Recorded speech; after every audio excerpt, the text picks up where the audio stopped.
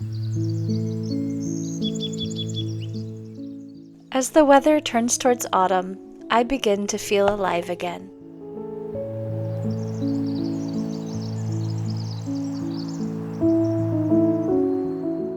My creativity is refreshed in September, when the warmth gives way to chilly mornings, and the leaves begin their sunset-hued journey toward fall.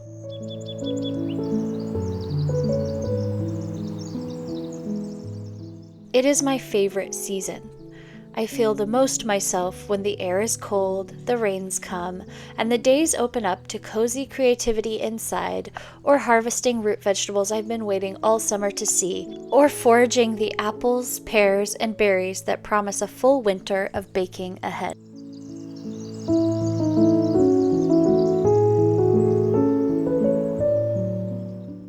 This is the season in which I find myself nurturing my creativity the most. Summertime is for travel and making memories, and autumn is for slowing down. It is a reminder I need so badly, and I find myself leaning more and more into noticing the small things, leisurely indulging in the projects I could not do with 5 kids at home, and enjoying the opportunity to be able to spend more time nurturing my creative needs, which can often get lost in the rush of being the default parent at home. Hello friends, I feel like my hair is probably falling apart right now, and I did not intend to actually film a talking segment out here at all, but I just discovered something really exciting while I was out here picking berries. I hope you can hear me okay. The sound is probably not that great, but I discovered a very exciting thing, which is that we have a blue elderberry tree. If you do not know, blue elderberries are very, very good for you, especially through cold season. They are good for colds and for helping to boost the immune system. And as I was out here picking blackberries, I noticed the elderberry tree, and I realized that I can pick these and harvest them and make some elderberry syrup. So I'm going to do that. That's not really what the point of today's video was going to be. But as we approach fall, I thought it would be nice to do some sewing and some creative things. I've had a lot of people ask me how I get it all done as a mom of 5, as a working mom, because this is my job, right? I create content full-time. And I would just like to point out that you may have noticed I only sewed one thing over the summer. I made one garment and that was it, and that is my secret, if you will, is that I really don't get to do the more creative projects until my kids start school again. And they do go to school, they are not homeschooled. And this year I will have even more time to do things because 4 of my 5 kids will be in school. So this week, while I'm going to harvest these berries, and then we are going to get started on a sewing project that is a collaboration with my very lovely friend Haley of Haley Marie Vintage. You will probably know her if you watched my channel for a little while.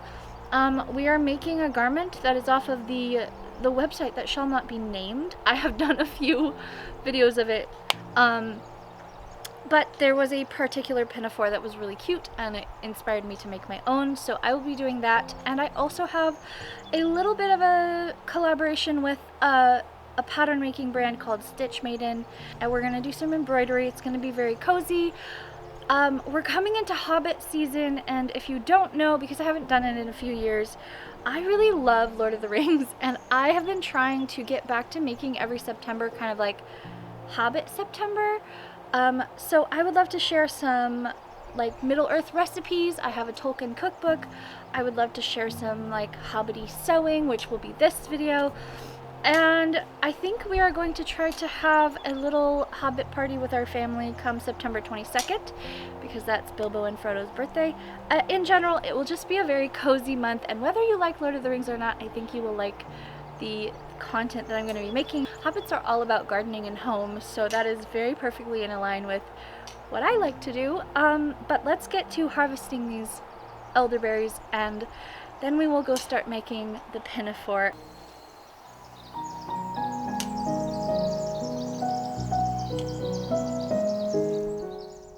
There is something thrilling about realizing that which grows here can be used in our meals and our medicine cabinets.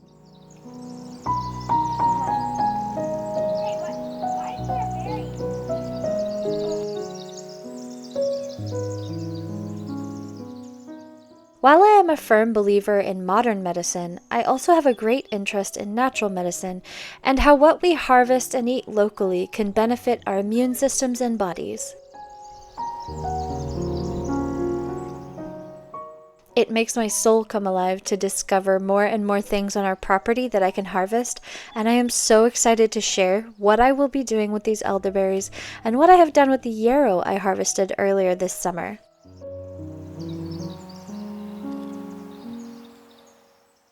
That will be another video because this one is mainly about sewing. But I was so excited to find this elderberry harvest that I knew I had to share it here. And if you're new, it will give you a little bit of something to look forward to in another video.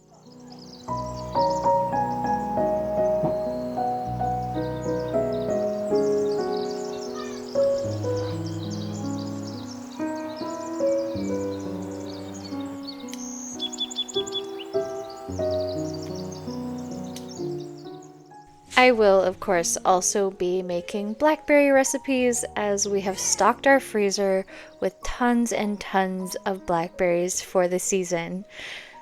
I would love to know if there's anything you would like to see me cook, or if all of you are just excited to see me cook from the Tolkien cookbook that I have, and in general, just make some cozy Hobbit cooking videos for the month.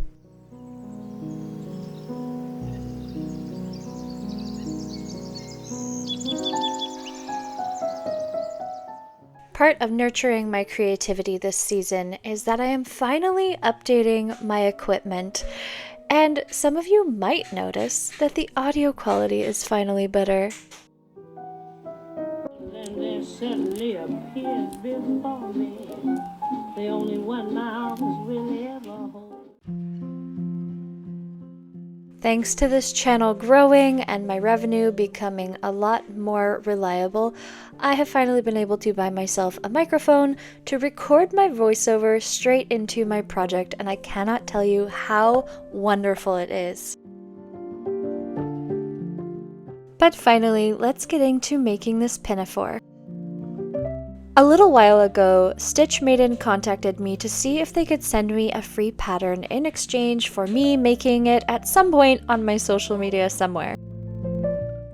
Stitch Maiden is a small business duo that focuses on creating patterns that evoke the past, and I chose the marigold not realizing it would be perfect for this project.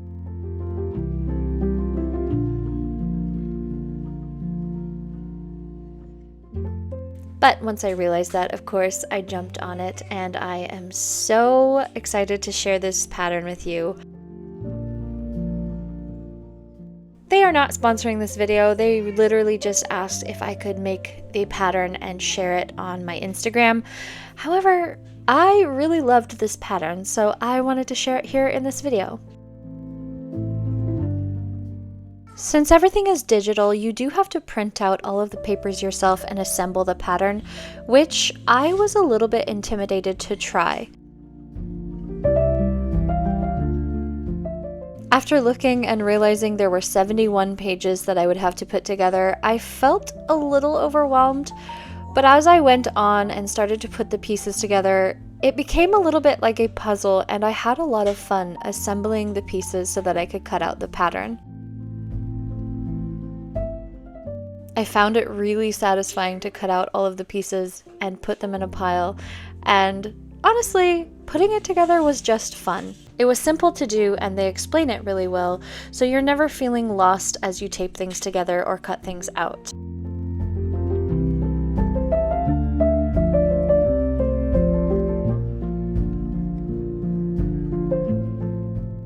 Of course, if you want to check out Stitch Maiden for yourself, they will be linked in my description as always. And again, they didn't sponsor this video, but I do really love their pattern, and I'm planning to buy a few more.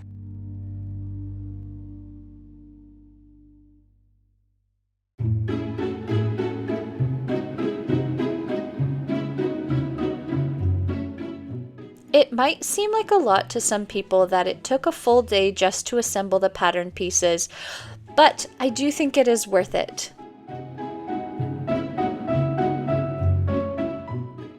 And side note, I see so many of you all commenting on how pretty my dresses are, and I wanted to share the reality of getting sensory overload where clothes are concerned.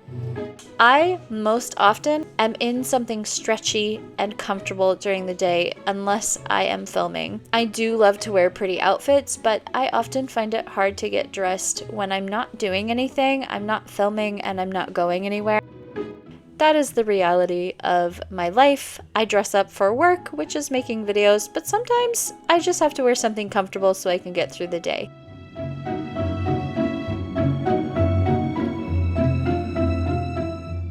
Anyhow, back to the pattern. I do think it's worth putting in the time and effort to put this together because it is so customizable.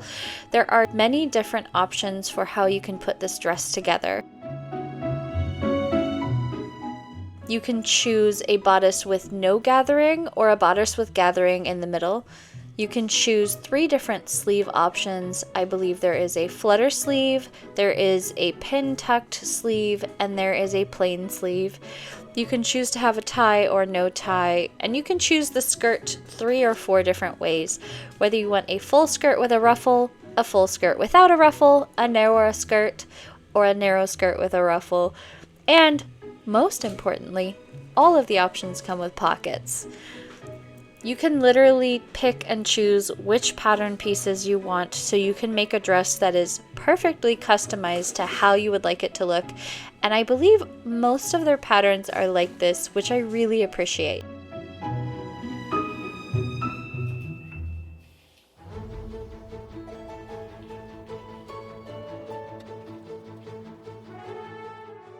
Now, the fabric I am using is a more sheer linen that Stephanie Canada sent me because she didn't want it and knew that I needed a white fabric. But I was short about half of a yard, so I decided to do the ruffle and the sleeve in a contrasting fabric, which you will see. I cut this out with pinking shears to ensure that the linen would not be fraying around the seams because I am not one to finish my seams in a fancy way, and most often they are just out and raw. Pinning and cutting out the pattern pieces was a breeze. I have to say this is one of the easiest and most straightforward patterns I have used in a while. I feel like I have been up against a lot of complex dress patterns recently with using vintage patterns, and I didn't think I would ever say that I would like a modern pattern more, but I think this is going to become a staple in my wardrobe.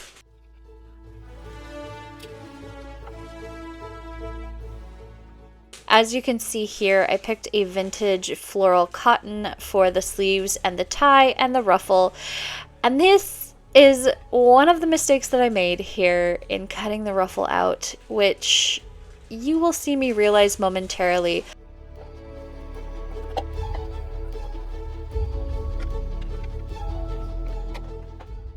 But these ruffle pieces are supposed to be cut out the other way. I was supposed to put the side, if you will, of this pattern on the fold, and I didn't realize it until it was far too late. I ended up needing to use another fabric for the facing and the pocket, and I had this very lightweight muslin, which I don't think was exactly the right fabric to use, but it's just what I had in a similar color to the white of the pinafore, and I was trying not to spend any money on this project. I am trying very hard to use up what I have in my stash before I go out and thrift or buy new fabric. So I just rummaged around and used what I had, and honestly, I'm really happy that I did.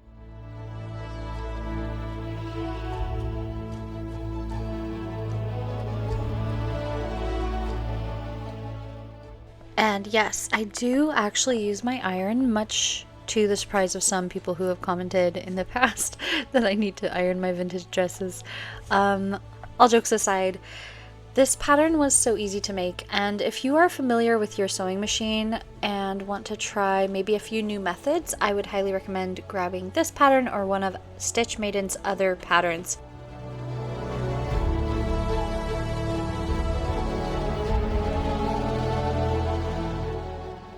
feel like I keep saying I had fun and that it was easy, but I haven't made a pattern that I enjoyed sewing in a really long time.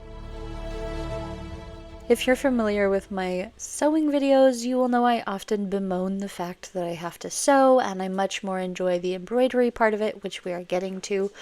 So it is a testament to this pattern how much fun I had putting the dress together.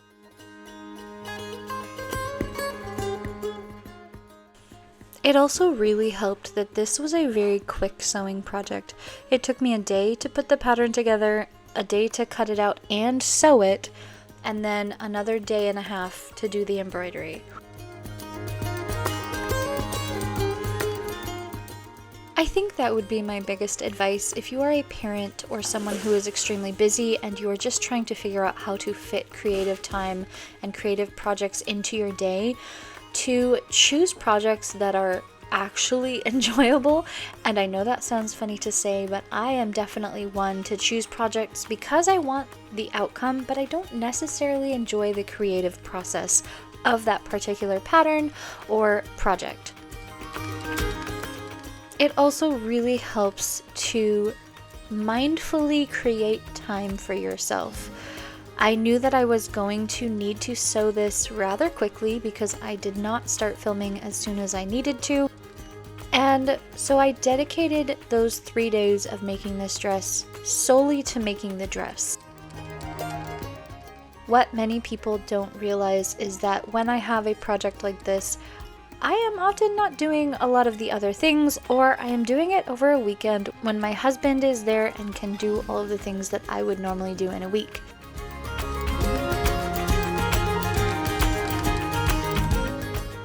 But since my kids are now in school, I actually made this on Monday, Tuesday, and Wednesday. Yes, of the week that you are seeing this video.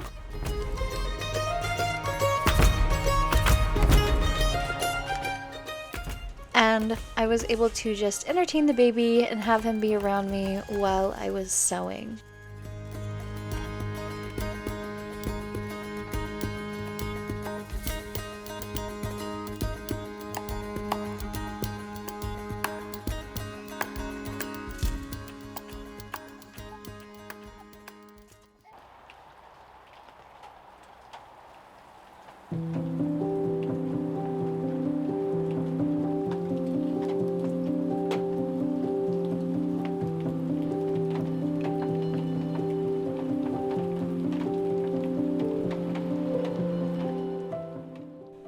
Really quickly, I just want to say that I finally have a P.O. box. For all of you who have been asking me for the last year or so, I finally went and set one up, and if you would like to send me a postcard or a letter, you can do so. My P.O. box address is down below in the description. Please don't feel obligated to send me anything, but I do really love getting letters, and it just warms my heart that so many of you have asked if you could send me a postcard or a letter or something in the mail. As for the design of the embroidery on this, I originally was going to just embroider a bee like the original inspiration, but then I discovered that Shein had ripped off a small business, and I will link them in the description below. I found the exact embroidery in a small business Etsy shop, so if you would like to support them instead of Shein, please do so through my description. But I decided that I wanted a pumpkin on this dress.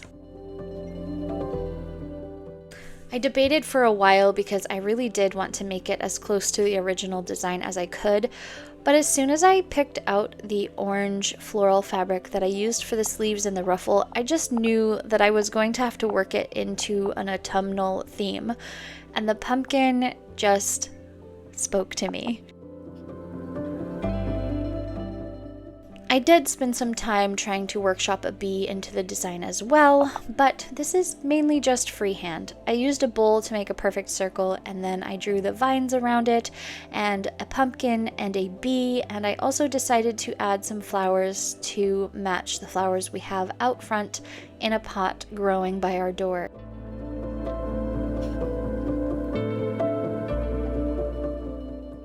Embroidery is one of my favorite creative things to do because it is so easy. I think I only used 3 or 4 different types of stitches, and I would highly recommend looking into embroidery if you want to get into fancy stitching. Don't be intimidated by how fancy it looks. It really is so easy, and if you know how to work a needle and thread, you should be able to take on embroidery. One of the tricks that I have found to making the embroidery look a lot fancier and more complex than it is using different tones as I do things like leaves and flowers and even the pumpkin. I used a dark green for the vines and 1/2 of each leaf, and then I switched over to using a lighter green to add dimension. I did 3 different colors of French knots to represent the flowers, which match the flowers that we have outside our door in purple, a dusty rose color, and orange. And then the pumpkin I utilized, I think, 4 different colors. I tried to subtly make it darker towards the back and lighter towards the front. But in filling in the pumpkin, it is literally just a straight stitch that is done over and over and over again in short intervals until the space is full. It is not hard, and this is a project that I could recommend to any beginner as long as you know how to push a needle and thread through some fabric.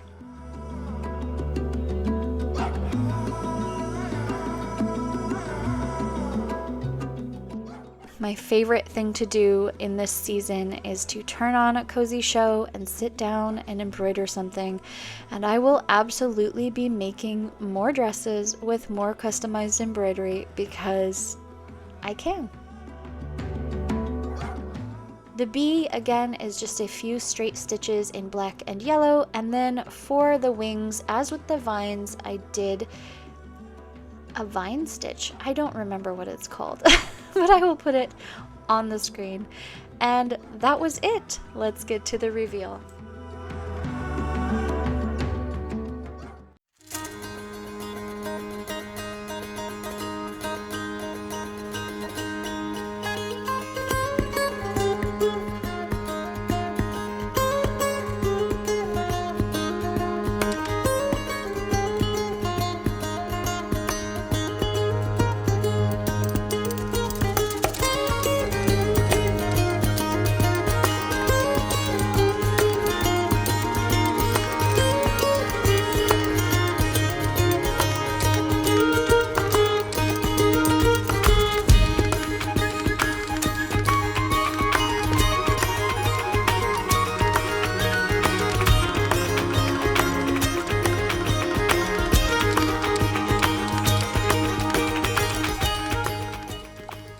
I don't think I can express how incredibly happy I am with the result of this dress.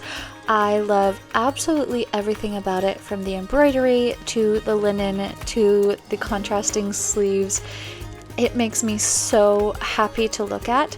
And of course, I did make a few little mistakes here and there, but overall, I don't really care.